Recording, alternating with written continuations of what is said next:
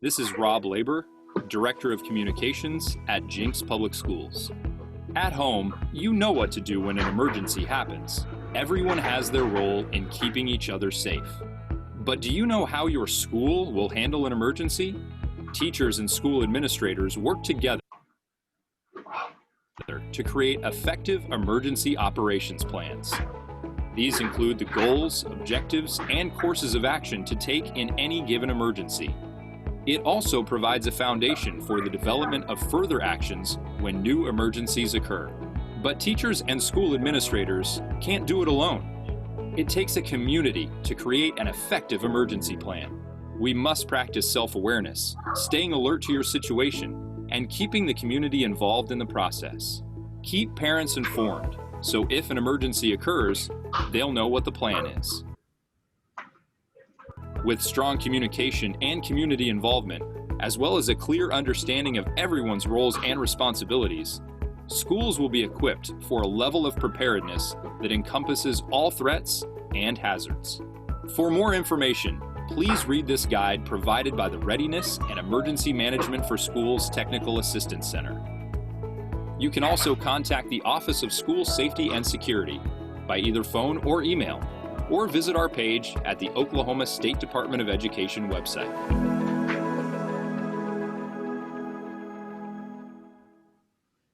This is Rob Lake. Hey, good afternoon, everybody. I'd really like to welcome you to today's webinar and lesson on emergency operations plans. I got two goals for you today, right? Number one, is relationships. I know you hear that word a lot. I know as educators, that's what you do, right? Teachers, we're successful if we form good relationships with our students. And I hope it's a takeaway today that same principle applies when you're planning, right? For emergency operations, for any type of procedures, threat, hazard-based, all procedures that you're going to have to deal with in the schools. You got to find those gaps, and hopefully you'll identify some of those relationship gaps from this lesson today with some of your community partners. So the second goal would be just to remind you that by law, November 1st of every year, you need to review and then submit your district emergency operation plan to ideally your local emergency manager or a relative authority in your area. So RAO is definitely out there looking for that, checking on that, and that's something we got to do. And we're hoping that we're here to help you with that today too. So my name is John Parker. I'm the Executive Director for the Office of School Safety and Security, and I'm going to moderate for you today. Joining me and really doing all the hard work are two of mine from my office, both safety and security specialists, Mr. Stephen Lynch. Steve, are you out there? Excellent. All right. And Mr. Jason Gray. Good afternoon, everyone. Okay. All right, Steve, I see your mute's on. Okay, very good. All right. So without further ado, I'm going to pass off to Steve. Here we go. Steve? Thank you, John, and thank each and every one of you for taking time out of your busy schedule today to be with us. I would just like to take this moment. My name is Steve Lynch, and I am a safety and security specialist for the Office of Safety and Security, and I've been a coach and teacher for 32 years in Oklahoma and been a part of a lot of good teams, you might say, along the way, and I believe this team that I'm working with now is one of those at the top of my list. First of all, of course, John introduced himself. Mr. John Parker is our director, executive director. Miss Cindy Swearingen is my co-partner and also the assistant executive director. We travel to all schools east of I-35, and Jason Gray and Michael Ann Newton are specialists, and they work together all schools west of I-35. And then, of course, last but not least, is Miss Lindsay Moore, and she's the coordinator in the office, and she keeps us all in line. And when we get out of line, she puts us back in line. So that is our team, and it's a great group of people to work with. And anytime you have a question, please use these numbers on the screen and give us a call. Jason? As you can see, we have a ton of professional learning opportunities, and we'd love for you to check out our webpage. Today, we will be concentrating on emergency operation plans, which we call as a team EOPs. And these are what we come out and try to help you set up that fits your district and put it together so that you have a nice emergency operation plan that's always available for your school district. Okay, Jason. What are emergency operation plans? We know you guys have your hands full with the COVID going on. You know, with all the extra things to start the school year, it's been chaotic. And but you know, we still have to plan and do our drills and plan for emergencies. We can't prevent all emergencies, but we need a plan of action when one does occur. We need to plan and mitigate any that we can. When an emergency occurs, we need to reduce that impact, you know, it'll have on the districts. Recovery time, we need to restore the learning environment, which includes emotional, physical, and academic recovery as soon as possible. You know, Jason, our school leaders, you know, out there, they've got to be supportive of an EOP to ensure successful implementation of plans. We want to use these assessments to fit your school's needs. Put everything out there with your team and discuss and determine what all the possibilities that your school can face. Jason's going to go through our steps in our office a little bit later on in this presentation, but we want to come out and sit down with you, and hopefully you have a few people throughout your district that are part of a safety team, you might say, and if not, we'd like to help you develop one and get a team together and sit down with you and plan all those possibilities that your school could face.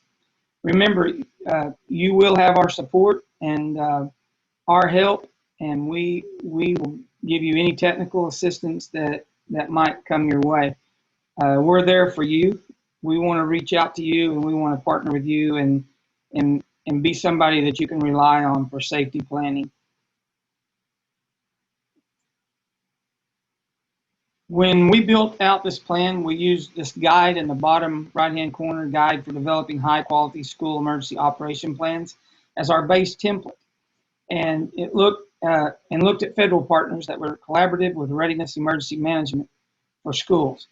And Jason's going to discuss why we do this. Jason? Thanks, Steve.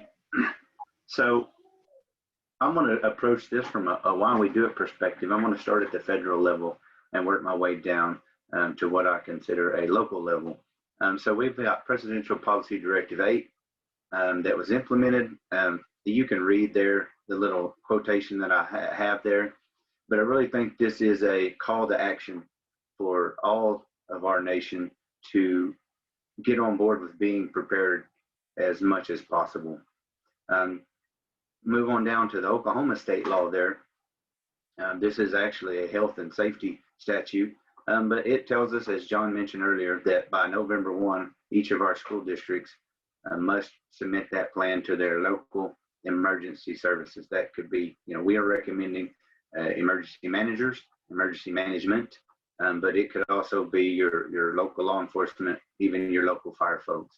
All great community partners we encourage you to work with. And then last but certainly not least, on the local level, we like to think that there's a moral responsibility to plan for and be prepared in areas of safety and security. I like to use in loco parentis, although that's a legal term. It means in place of parent. So to me, that means when those parents drop those kiddos off to us in the mornings, that there's a reasonable accountability that at the end of the day, I'm going to get those kiddos back in the same shape that I dropped them off in. So I believe us as school districts have a responsibility to take care of those kids and our staff. How we do it. So Steve discussed those federal partners earlier. Jason? Go ahead, John. If you don't mind, let me jump in real quick. And if you could maybe just go back. I had a great question, and I wanted to remind the audience, please jump in with the chat. We want it to be somewhat conversational, and we're going to try to take these as they come the best we can. As far as access goes, the question is, will we be able to, anybody be able to access this webinar after this live event? Absolutely. You're going to go on our webpage, and we would highly encourage you to share and send anybody to it.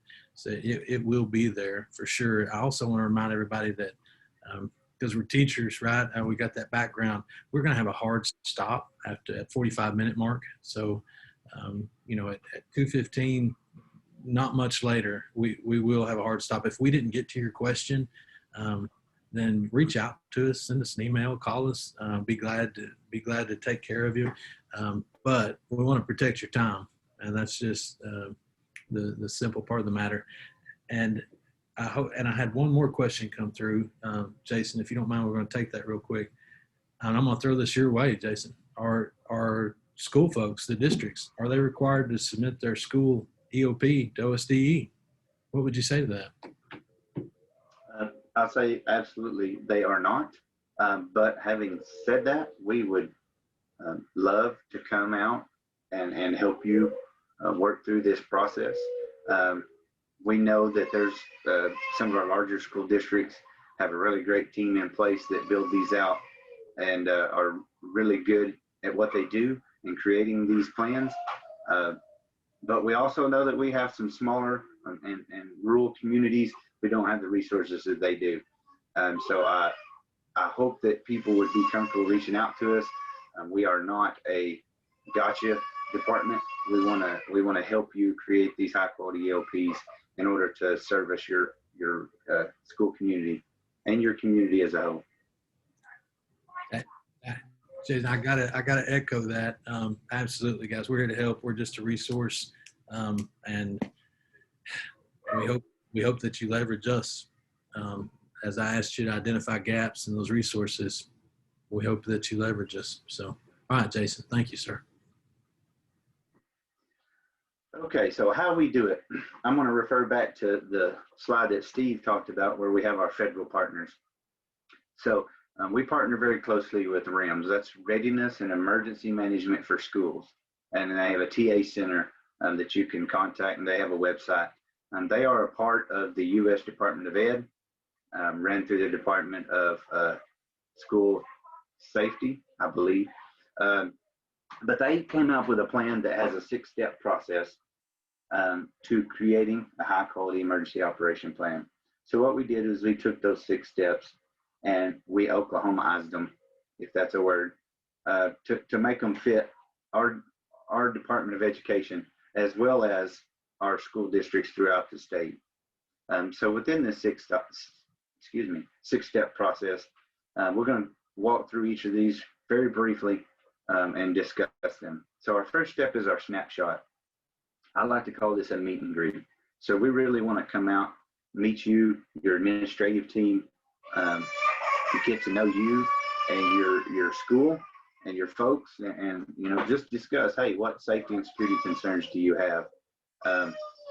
We also want to do a walkthrough if possible at this stage. We're going to create a snapshot for you. What we really are looking for here, what I like to tell people is that I want to get to know your campus. When you reach out to me, as we develop a relationship and you get comfortable doing so, you reach out to me with questions. I want to have a base knowledge of your campus and who you are and what you have going on. So again, I'm going to refer back to my previous statement. This is not a got you moment, but we really want to get to know you, and we're going to send you a snapshot of what we saw on that particular day. Moving on to step 2. We're going to come out, we're going to discuss NIMS which is National Incident Management System, and ICS, which is Incident Command System. And our goal here is to let teachers and educators know how our first responders, how those emergency folks speak. What is their vocab? What are their processes? How do they do things? So this is really going to familiarize you with a lot of those things, as well as let you discuss with them and amongst your team where you fit in that process. There are some online courses that we're going to ask you to take that are free of charge. Take at your own pace classes. And that's just really the goal of step 2, is to get you on that level. Step 3 is our Safe School Committee. We're also going to talk a lot about our threat hazard matrix here. This is where we're going to, if possible, meet with that Safe School Committee and discuss how they can look at your threats and hazards. How are they going to recognize those? And I would like to stop here to ask all of our school administrative folks, are you using your Safe School Committee, folks? That is a great tool, which by law must be in place, that you can use to take some of that burden off of your shoulders of, I've got to do it all. You've got a committee here that is already made up, that you can lean on. We recommend once a month the Safe School Committee meets, and they're going to provide recommendations to the school principal or administrators as to things that that can make your school safer and more prepared. So what a great tool to use, and I hope you are using those. That threat hazard matrix is just a planning process of what we're going to include in our emergency operation plan as far as our threats and our hazards that our school may face. Moving on to step 4, this is our plan review. This is where we're going to bring out an OSDE template of a emergency operation plan. Once I give this to you, this will be your plan. It will no longer be the State Department's or our office's plan. And we want you to take this plan and customize it to your school district. I like to use a sports terminology of skin in the game. Get some blood, sweat, and tears in there. So when we were building this out, we knew there was a fine line of handing something that you're going to take and put on the shelves and think, this is great, excuse me, great, and check your box. We didn't want that. So we knew there was a fine line in that, and in having something that you could take and customize and make yours. So we've got a really great document there that we think you can take, put a little bit of skin in that game to make yours, and it will be a great document that will be customized to your school district. Step 5 is approval. As we move along, this could be a little further on down the road after we get that plan created and everyone on our team, your team, excuse me, is on board and likes it. And we're going to recommend that you approve this through your school board. So our role in that is if you would like us there to answer questions, we would be more than happy to show up, answer any questions that they have, be a part of that process. But also, if you're comfortable with just you and your team presenting it and getting it approved, we do not have to be there. Totally up to you. If you want us there, great. If you don't, we're fine with that as well. And then last, but certainly not least, is our maintenance piece. This is step 6. We're going to ask you to once a year, annually, to update this, to look over this plan, see what's going on around you, make sure it's still up to date with all the current information that's going on. Maybe you had a railroad that is no longer there, they took it up, or a chemical plant that moved out or maybe moved in. You're going to look this thing over and make sure that we're still the best possible plan that we could be. Also included in this part is our professional development piece that Steve mentioned earlier and gave that list. And we would encourage you, if you need some professional development topics at your school, to reach out. If we are not trained to teach whatever you need, we will find the appropriate party who's going to be able to help you out with that. Jason, if you don't mind, let me jump in real quick and take you back with just a few questions. Yeah, so I know you addressed the template. We had a question, is there just a template that we can pass out to folks? And I think you addressed that. I just want to reiterate that these steps, this is really from USAID, right? This is from the REMS TA Center. and we're modeling for you, right? We're connecting with you at a real quick little pace, 45-minute little spots there, but we're passing along the training and the best practices that RIMS and Ed has put out, and we need those pieces in play before we can hand you that template. And so I hope that helps as far as where that's going. But the template's great, right? It's going to bring you up to date. It's got some really great language in it. And I think in the next few slides, Jason's really going to dig in and show you some specific pieces that's located in there. So I hope that helps. And then, Jason, I think I've had one more question that come through that's related. The Safe School Committee. We get a lot of questions on who should be on that Safe School Committee. Would you like to take that, Jason? Can you discuss what would be best practices there?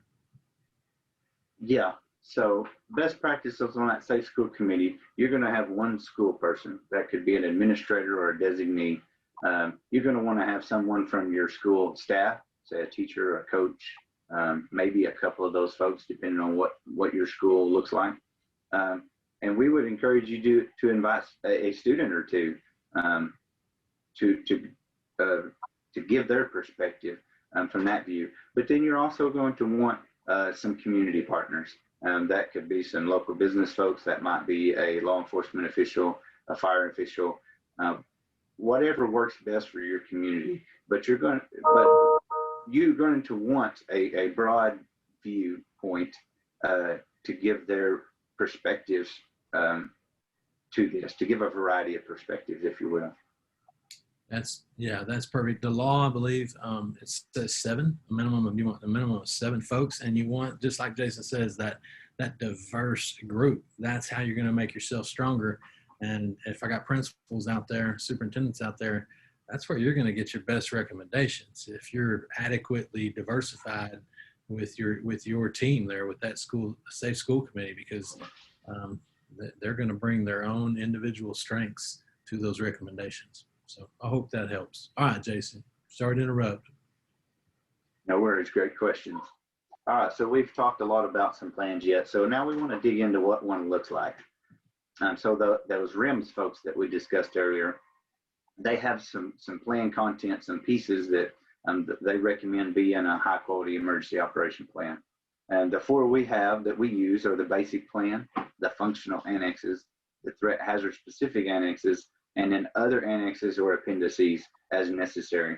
That other one, we really wanted our schools, and I'll talk more about this in a little bit. We really wanted our schools to have the ability to make this theirs. And so if you feel like that a piece of your plan needs a little more bulk to it, a little more robust, feel free to turn it into a bigger, larger annex or appendices and add that to customizable to your school. So our basic plan, this provides an overview of the school's approach to operations before, during, and after an emergency. I like to call this the umbrella plan. This is going to be the one that's at that superintendent's level, if you will, and it's going to include things such as your purpose. What is the purpose of your plan, your emergency operation plan for your school? How does that work? It's also going to include stuff like administration, finance, and logistics. How are we going to pay for stuff? How are we going to get stuff from point A to point B if we need to in an incident? And you know, a lot of times the financial side of it's overlooked. In an emergency, people still have to get paid. Bills still have to get paid. Money still has to flow. So what is that going to look like in a given emergency? We've discussed a little bit about the plan development and maintenance, and we're going to ask you to do that annually to make sure that we're as up to date as possible. Also, what might be included is your testing, your training, and your exercises.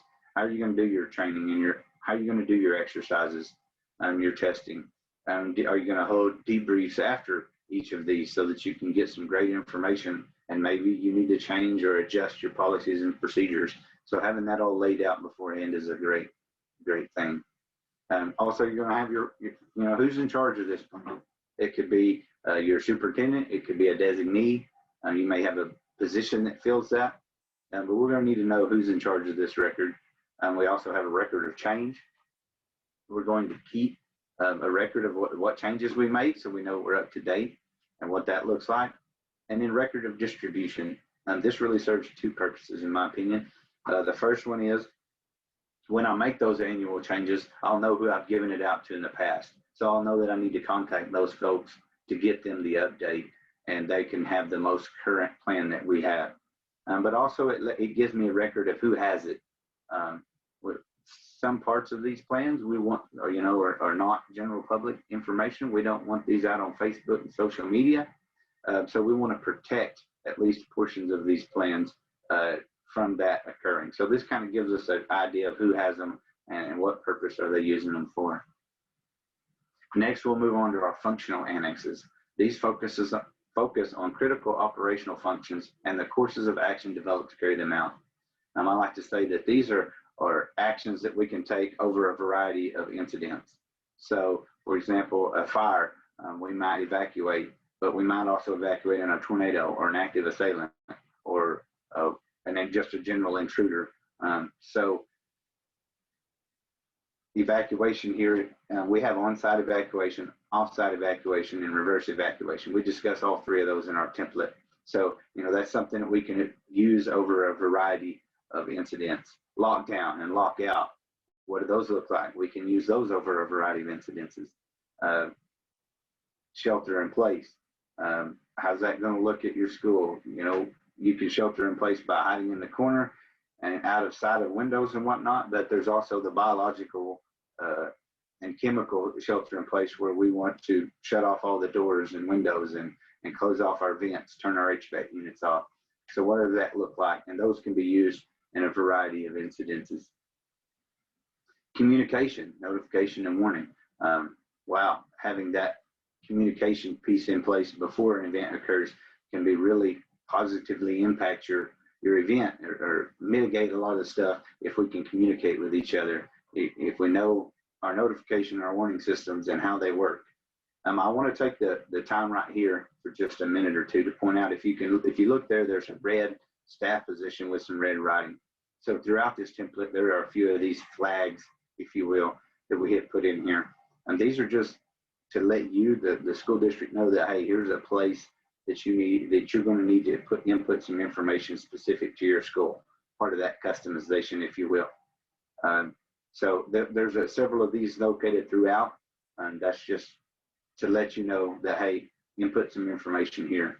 And also, where possible, we recommend using a staff position, not necessarily a staff name.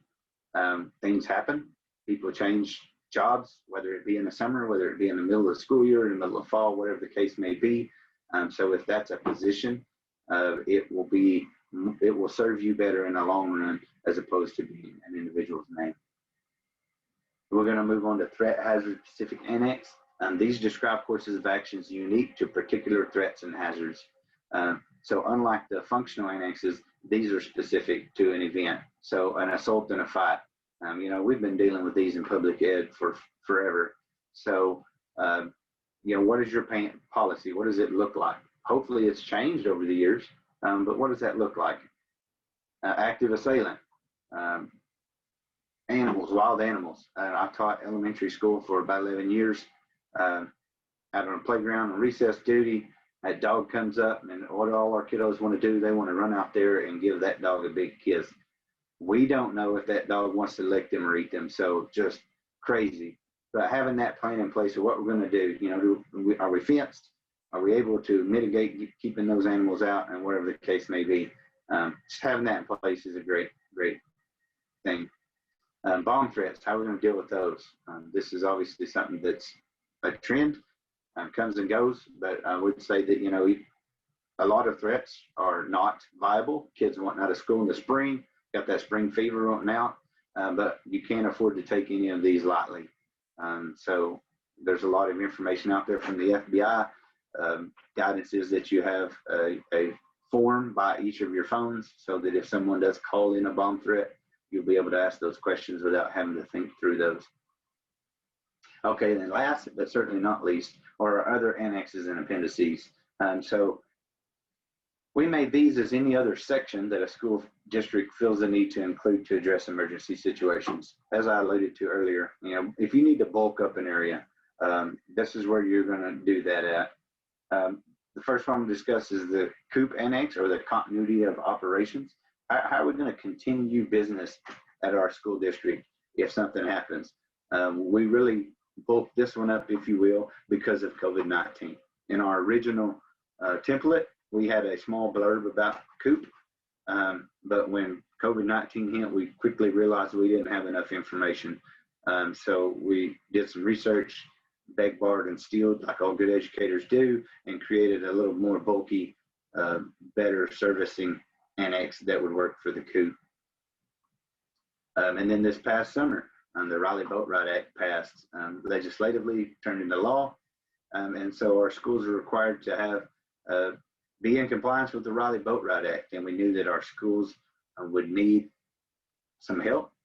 We wanted to provide any help that we could. So we put together some language of the law, some best practices, if you will, and some sample plans. Just recently, Owasso Public School reached out with theirs. Here's just a quick look at theirs. It's really awesome, really in depth, if you will. And they just went through and they took the template and made it their own and included all the pieces that work for them. And it's really great. And we will be borrowing some pieces of that to use ourselves. And then in the response and department checklist appendix, there's just a lot of really great resources. We know that crazy stuff happens, and digging through, your files, trying to find this and find that, having it all in one place is a really great thing. So we got some media guidance here. Who's your media relations officer, your PIO, public information officer, if you will. And then what are we going to tell the media, and who is going to tell the media what? We also have some sample stuff, like here's a sample school parent letter. There's some sample statements to the media. There's all kinds of really great information in here. And again, this is customizable to you. So if you have stuff that you like to use, it's pretty simplistic to go in and put that stuff in and make it yours. So with that, John, barring any questions, I'm going to turn it back over to you. Yes, sir. That was great. And we've had quite a bit come through. I didn't want to stop you. You were on such a roll there. First and foremost, I saw that Dr. Erica Ollinger, our OSDE's new school psychologist and really the lead on our crisis response and recovery team. I got to give a shout out to her, even though she may have already hopped off. If for those that are listening, for those that are on this webinar, if you're unaware, it is a pretty new program. Basically, they work hand in glove with our office. We're a little more on the front end, the prep end, the prevention end. They're a little more on the response and recovery, in the sense that, OSDE, we wanted to be, again, we want to add more resources, right? We're not just a regulatory body.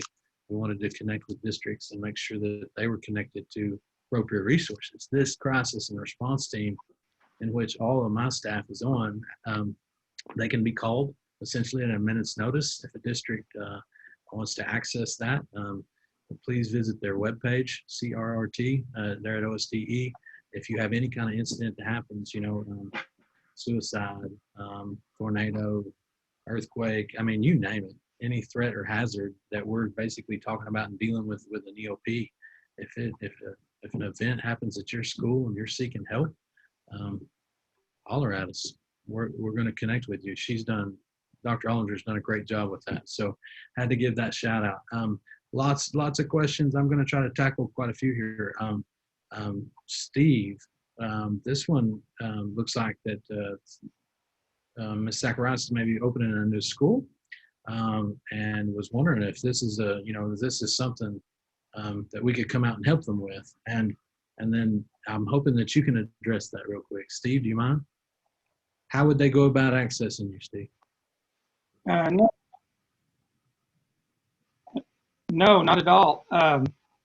I saw where Heather had put in that they had a new school with new construction taking place right now and opening in the fall of 2021. But the best time for our team to come visit is whenever is available to you. When you're ready for us to come out, just give one of us a call and we'll set up a time and a date and we'll be there at any time, later on or as early as next week or two. So just give us a shout and let us know, and we'll be glad to come out.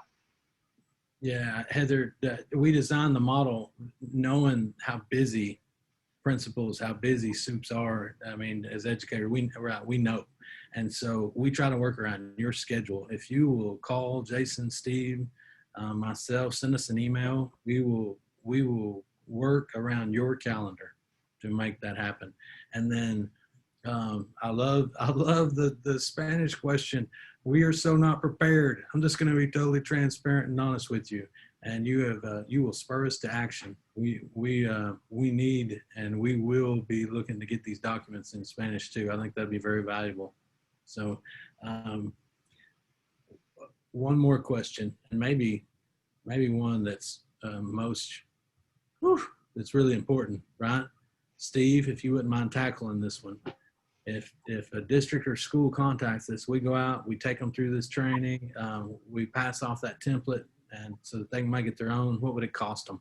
I mean, cost is always an issue in the school business. Right. And, you know, we live in America, the land of the free, and not very many things out there are free anymore, but we are zero cost. We are going to come out and help you develop that great emergency operation plan for your district. And it's going to be on a flash drive and a book, and you run off the pages, take in and out what you need and what you don't need that fits your district. And you've got it on your desk for the rest of the time. And from year to year, somebody new comes in, we just go in and take the flash drive and change it, and it's always there, handy to go with, but it is free. No cost at all at the schools. Yeah, free matters. It really does, right? And another one. This is a tough one. This is a hard one. I think it's definitely worth discussing. Please feel free to keep firing away there. And this question kind of came up about teachers unions, right? You know, does the teacher union need to approve the EOP? And essentially, you know, I think our best answer here is that, well, let me back up. There are so many of our districts that are not collective bargaining districts. However, others are. And even in those that aren't collective bargaining districts, they more than likely have members, you know, OEA members, POE members, they're there. So ultimately to say, wouldn't you want them to be involved? Wouldn't you want you're going to want representation if you have union membership, if you're a collective bargaining district, and maybe even if you're not, you want that representation as you're building out and as you're planning your EOP. They don't need your approval, but you want them to be a part of the process. That's just going to be best practices. That might even be a place where you can put and have some more diversity on that school safety committee that brings you recommendations. That way everybody's, you know, in the know and taking care of their strengths in your district. I hope that helps. And then just a few more, if you guys don't mind. We're getting close to time, but I got a few more minutes. There was a question about rave and the panic button. You know, is this similar? Is this the same thing? How do those work? Jason, would you mind tackling that one for us real quick? Yes. So the rave is going to be a component of this plan, ideally located in that communication piece. If you're not familiar with how rave works, it's a panic button that's on your phone. You press it, and it's going to contact 911 as well as key folks within your school district with what is going on. So there's a fire in a science lab. Your science teacher is going to push the fire button. It's going to contact 911 to get the fire folks on the way, but it's also going to tell your building administrators that, hey, there's a fire in a science lab, so that they can start doing what they need to do to keep everyone as safe as possible. So while this is not the plan, it is a component of the plan, typically located within that all-important communications piece. We all know that communication is key in any situation, so it applies here as well. Perfect. Thank you, Jason. Thank you. I think, let me, just a couple more here. Okay.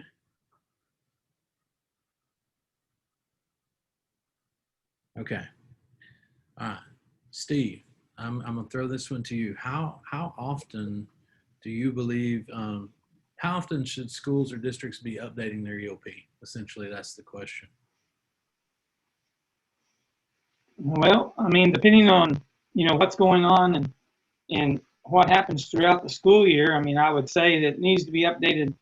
I am going to put in there probably every 6 months, take a look at it, but definitely updated completely once a year, just so that everything is brought up to date. I mean, look at us now. Who would ever thought that the COVID would take over and sweep the nation? So now we've got to come up with maybe a pandemic type thing to put in once we learn more about the COVID. So times are always changing, and so therefore you need to always keep that EOP updated and to par for what you might run across in your system.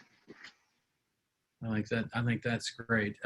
Ultimately, by law, at a minimum, yearly, with that turn-in date of November 1. So, but like Steve said, I don't think you can visit this enough. Essentially, right? In the sense that you're probably always planning, whether you're doing it formally or informally. I think as school leaders, we're always planning. We're always, thinking in these circles. What if, right? What if this happens? So, and one more. I think we'll have to make this the last one. Jason, if you don't mind, let me throw this one to you. So many of our schools out there that we see and that we work with, they've got flip charts, which are great, right? They've got those handy flip charts usually outside of those teacher rooms. If they have the flip charts, do they still need a district-wide EOP like you presented today? Can you speak on that? Yes, I can, John. And my short answer would be yes. They do need that bigger plan. Longer answer would be that your bigger plan is going to be the umbrella that covers your whole school district. The flip charts are a valuable piece of that plan, but they're probably going to fall under a site plan and then drop down to an individual level. What are you going to do at your site in your classroom? So not to diminish the use of the flip charts, they are a great resource to have on hand, but they are definitely a part of a larger plan. Awesome. I think that's perfect. I think with that, we are definitely getting close to time. And I just want to close by saying that we hope for everybody out there listening and future listeners that I asked you, my number one goal is really about your relationships, identify those gaps, find those areas where you can bring in those partners and leverage those resources. Hey, we're one of the resources, right? So we hope that you will come by and go with us through these training steps and take our EOP template, make it your own. And so we're here to serve. Believe it or not, we're here to serve. And so, Jason, Stevie, thank you so much. Mr. Gary Hurst, thank you for hosting. Take it away, sir.